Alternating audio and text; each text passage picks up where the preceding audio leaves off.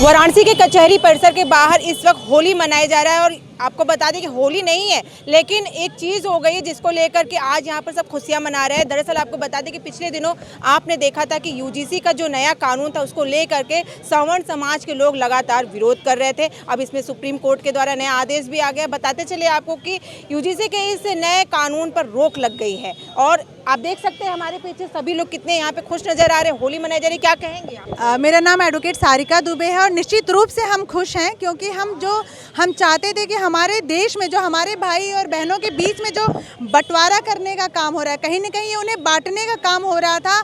और अब अभी जिनको ये चीज़ नहीं समझ में आ रही, जो हमारे एसटी भाई हैं, जो हमारे ओबीसी भाई हैं, जिनको लग रहा था कि हम उनके विरोध में हैं, एक्चुअल हम उनके विरोध में नहीं, हम इस कानून के विरोध में हैं। हम इस भाईचारा को नहीं ख़त्म करना चाहते थे। हम अपने यूनिवर्सिटी में जो हमारे विद्यार्थी हैं, जो कल को हमारे देश के भावी भविष्य बनेंगे, उनके बीच में ऐसे मतभेद ना उत्पन्न हो, उसके लिए हम लोग आज सड़कों पे उतरे थे। और हमें खुशी है, हमें सर्वोच्च न्यायालय से बहुत उम्मीद भी थी और हमें पता है कि वो अच्छा ही जजमेंट देंगे। अभी जैसे इस पर स्टे लगा दिया गया, रोक दिया गया है और इसको पूर्णतः समाप्त भी किया जाएगा।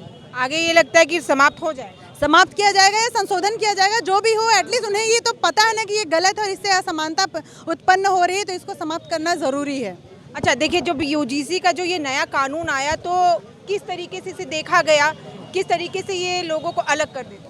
देखिए, इसमें सीधा सीधा कानून में ही ये बताया गया, जैसे लग रहा है कि जनरल समाज शोषक है, वो शोषण कर रहा है लोगों का, इसलिए हम लोग को अलग कर दिया गया कि हमारे ऊपर लोग कंप्लेन कर सकते हैं, वो हम लोग किसी के प्रति नहीं कर सकते हैं और अगर हम निर्दोष पाए जाते हैं तो भी दंड का कोई प्रावधान नहीं था। तो इस तरह का काला कानून देश में जब भी आएगा, हम संविधानवादी हैं, हमारे पूर्वजों ने संविधान को स्वीकार किया है, हम संविधान के साथ हमेशा रहे, हम भी अम्बेडकर के पथ पर चलने वाले लोग हैं। लेकिन समाज, सरकार और इस तरह के कानून हमेशा जातिगत मतभेद पैदा करते हैं, जातिगत सौहार्द बिगाड़ने का काम करते हैं, जिसे पुनः न्यायपालिका ने साबित कर दिया कि भारत में लोकतंत्र जिंदा है और न्याय व्यवस्था जिंदा है। सरकारें कोई भी निर्णय लेंगी तो उसमें सुप्रीम कोर्ट रोक लगाएगा और जनमानस का ख्याल करते हुए सभी सुप्रीम कोर्ट की पहली टिप्पणी सुनवाई करते हुए थी कि जातिगत कोई भी कानून नहीं होने चाहिए, इसको तत्काल रोक लगाई जाए। तो ये कानून पूर्णतः संविधान के ही विरोध में था। जिस संविधान से ये लोकतंत्र संचालित होता है उसी के विरोध में था। समता का अधिकार हमें कानून देता है और इसमें कोई समानता का अधिकार नहीं उपलब्ध था।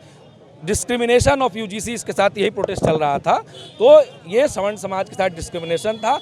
एक बात हमारे अन्य जनरल ओबीसी वर्ग के भाइयों को समझना चाहिए कि हम उनका विरोध नहीं कर रहे हैं, हम केवल इस कानून का विरोध कर रहे हैं। और इस बात को समझ के पढ़े लिखे युवा यूनिवर्सिटी विश्वविद्यालय को स्वयं बंद करके, आज महात्मा गांधी काशी विद्यापीठ में हम लोगों ने पूरा विश्वविद्यालय बंद कराया, परीक्षाएं स्थगित की और जिनकी परीक्षाएं थी वो सभी जाति बिरादरी के लोग थे। सब लोग हमारे साथ पैदल मार्च करके विद्यापीठ से कचहरी पहुँचे। तब तक चीफ जस्टिस ऑफ इंडिया ने हम लोगों के लिए खुशखबरी और होली खेलने का अवसर प्रदान कर दिया। देखिए, इन्होंने जो कहा, लेकिन अक्सर क्या होता है कि अभी हमने कल ही किसी की बाइट ली थी, उन्होंने कहा है कि एक कहीं ना कहीं एसटी, एससी और ओबीसी के लिए बहुत ये पक्षकार रहेगा ये जो नया कानून, इस पर क्या कहेंगे? देखिए, पक्षकार रोक लगी है, लेकिन देखिए पक्षकार रहेगा, वो उनकी सोच है। देखिए, क्योंकि अगर हम किसी का पक्ष देखें कि क्या मनोज मुंतशिर ने कल ही आकर लाइव उन्होंने बताया कि किसी जंगल में अगर कोई पेड़ छोटा रह जाता है तो इसका मतलब नहीं कि बड़े पेड़ को काट दिया जाए। ये देखना चाहिए शिक्षा विभाग को, ये शिक्षा मंत्रालय को सोचना चाहिए कि छोटा क्यों रह गया। सोचा छोटे को बड़ा करना चाहिए, न कि बड़े को छोटा करना चाहिए। ये सोचना चाहिए। सरकार जो नया नियम लाई थी, ये बड़े को काटने की बात कर रही थी, ये सरासर गलत था। और ये कहा, देखिए एक्चुअली क्या था ना कि एसटी, एससी के साथ ऐसा कहा जाता है कि हमेशा मतभेद रहता है, मतलब हमेशा उनके साथ क्या कहते हैं ना कि दो तरफा व्यवहार किया जाता है यूनिवर्सिटीज़ में। क्या ये सही है? नहीं, हम यूनिवर्सिटी में 2017 से हैं और कोई भी मतभेद किसी को लगता है तो हमारे चीफ डॉक्टर सर हैं और मैम या जो भी उस पद पे रहते हैं वो उस पर कार्रवाई करते हैं। इसके लिए अलायंस पैनल बना है, पूरी विधिवत एकदम निर्णय लिया जाता है और उनको न्याय दिया जाता है। और इस पर उसी में देखेंगे, अब एंटी रैगिंग से लेकर जाएंगे विद्यापीठ में, वहाँ हर जगह एक बोर्ड लगा है, किसी प्रकार का भेदभाव नहीं करना है। हमको समता और समानता का कॉन्सेप्ट लेकर ही यूनिवर्सिटी में एडमिशन होता है और लेकर चलना होता है उन्हें, क्योंकि हम छात्र हैं, वहाँ के जाति नहीं होता है। अब मैं हॉस्टल में रहता हूँ, एलबीएस छात्रावास में, मेरा जो रूम पार्टनर है वो कृष्णा पटेल है, मैं उसके साथ रहता हूँ। ये मैं वहाँ नहीं देखता कि मेरा रूम पार्टनर स्वर्ण होना चाहिए, क्योंकि मैं एकता की बात करता हूँ। ये शिक्षा विभाग जो पहले था, जो नियम थे, सब एकता की बात करते हैं। ये जो यूजीसी का नियम आया है, इससे हम क्लासों में डरेंगे। हम क्लास में जाएंगे, पता नहीं उनसे कब हमारा मतभेद हो जाए और वो हम पे उठ के केस कर दें। क्या हमारी बातें उनको बुरी लग जाए, वो हम पे केस कर दें। तो वहाँ से लड़का जाएगा। अगर मोदी जी विकसित राष्ट्र की संकल्पना लेकर चलते हैं कि 2027 तक हमारा राष्ट्र विकसित होगा, तो इनको भी ये जो बिल है इसको वापस लेना पड़ेगा। क्योंकि जब छात्र बैठ के क्लास में ये सोचने में ज़्यादा दिमाग लगाएगा कि हमसे इनसे विरोध ना हो जाए, तब उनकी विकास नहीं, मानसिक विकास नहीं हो पाएगा। हम लोग को साथ में मिलकर किसी चीज़ पर बात करनी होगी और तब जाकर नया रिसर्च होगा और तब जाके हमारा देश डेवलप करेगा। अगर ये यूजीसी का नया कानून लागू रह जाता तो क्या हो सकता था? हाँ, बहुत चीज़ हो सकता था। कभी भी प्रोफेसर, किसी जनरल प्रोफेसर किसी ओबीसी एसटी लड़के से ये नहीं कर पाएंगे कि तुम हमने होमवर्क क्यों नहीं करके आए, मैंने तुमको ये कहा था ये क्यों नहीं कर पाए, अटेंडेंस क्यों नहीं दे कर आपका हो रहा है। क्योंकि जब करना चाहेगा तो वो कहेगा कि मैं तुम पर केस कर दूंगा। अब सर अपना हाथ में रख के बात कीजिए, मैं आप पर केस कर दूंगा। अब कोई स्टूडेंट बोलेगा कि तुम ये गलत कर रहे हो, ना तुम हाथ में रहो, मैं तुम पर केस कर दूंगा। या इससे होगा क्या कि बहुत हमारी जो सोच होगी सब संकुचित हो जाएंगी और हम डर के माहौल रहेगा पूरा यूनिवर्सिटी में।